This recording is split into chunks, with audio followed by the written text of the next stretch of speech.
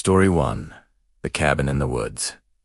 It was the dead of winter when Mark decided to escape the chaos of the city and retreat to a remote cabin deep in the snow-covered woods. The roads were nearly impassable, and his tires crunched against thick ice as he navigated the winding forest path. He had been looking forward to complete solitude, reading books, and enjoying the quiet of nature, far away from the buzzing city life. The cabin looked rustic but welcoming, with smoke curling from the chimney and the faint scent of pine in the cold air. Mark unpacked his bags, Ungi's coat, and lit a small fire in the stone fireplace. The first night, as he sipped coffee by the fire, he heard faint scratching at the back door. At first, he dismissed it as a raccoon or stray dog seeking warmth, but the sound was too deliberate to be an animal. It grew louder, a slow, rhythmic scraping, like fingernails dragging across wood. Mark's stomach turned, but he convinced himself it was the wind or his imagination. He tried to read, focusing on the words,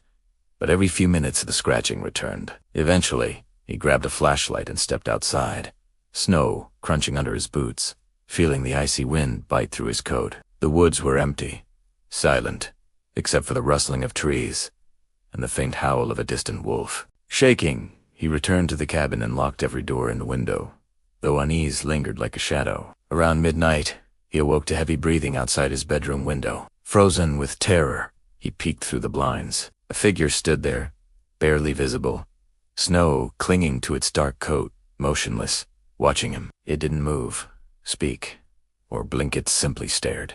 Mark tried calling 911, but his phone had no signal in the remote area. He sat paralyzed, listening to the wind and faint footsteps circling the cabin. The figure never approached, but Mark could feel its presence pressing against the walls, cold and silent. By morning, the figure was gone, leaving only deep footprints in the snow that led into the trees and disappeared. Mark packed his things hastily and drove away, never looking back. Even years later, every winter, he dreams of the silent watcher, waiting outside the cabin, and sometimes he wakes to find a shadow in his room. Story 2.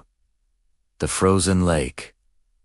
In a small northern town, a group of friends decided to celebrate winter by ice fishing on a remote lake, untouched by tourists. The ice looked solid, and they drove their trucks onto it, confident it could support their weight. They laughed, drank hot cocoa, and set up their tents, enjoying the crisp winter air. As night fell, an unnatural fog rolled over the lake, thick and blinding, curling around the tents like fingers. Jake, one of the friends, claimed he saw dark shapes moving under the ice, and a chill ran down their spines. They laughed it off, attributing it to low light and tired eyes, but unease began to creep in. Hours later, a loud crack echoed across the lake, followed by the sound of ice splitting beneath one of the tents. One of the friends plunged into freezing water, screaming as the icy lake tried to pull him under. The others scrambled to help, but the cold and chaos made it impossible. By the time they pulled him out, or what they thought they pulled out, he was gone,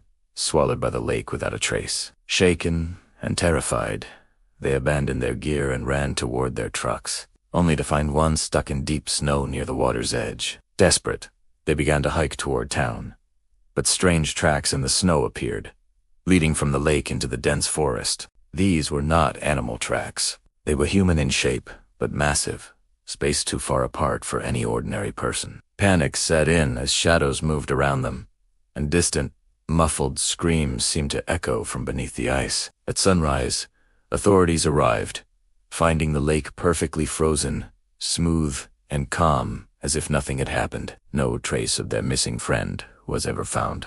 Locals whispered that the lake had long been haunted by an ancient winter spirit, a guardian of its frozen depths. Each winter, residents claim that venturing near the lake at night brings the same eerie sensational feeling of being watched, heard, and almost pulled into the ice. The friends never spoke of it again, but each winter, they relived the nightmare of the frozen lake and the unseen entity lurking beneath. Story 3.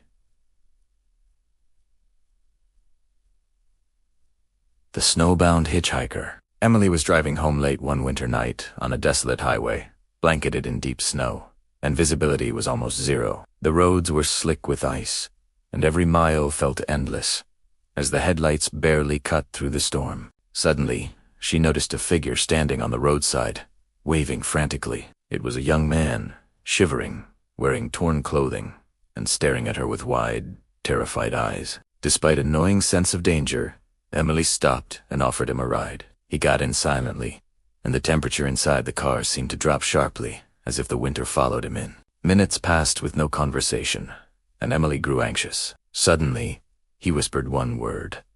"Don't look back." Her heart raced. She glanced into the rearview mirror. Nothing unusual, just darkness and snow. Then the car shook violently, rattling her teeth as an icy wind rushed through the cabin. His eyes glowed faintly in the dark, and a sinister grin stretched unnaturally across his face. Emily slammed on the brakes, but the car skidded uncontrollably into a snowbank. Doors frozen shut. She scrambled to escape, only to realize her phone was missing. The figure leaned close and hissed, "You shouldn't have picked me up." Then, as suddenly as it began, the wind stopped.